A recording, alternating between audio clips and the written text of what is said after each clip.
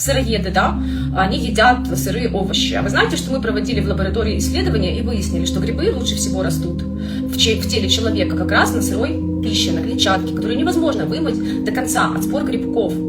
А вы слышали о том, что растения сотрудничают с микоризой? Знаете, что такое микориза? Это, по сути, грибной интернет, это корень. И они не могут плодоносить и жить, если они под землей не объединяются с грибами. Так что привет всем сыроедам, вы на постоянной основе едите грибы под видом растений.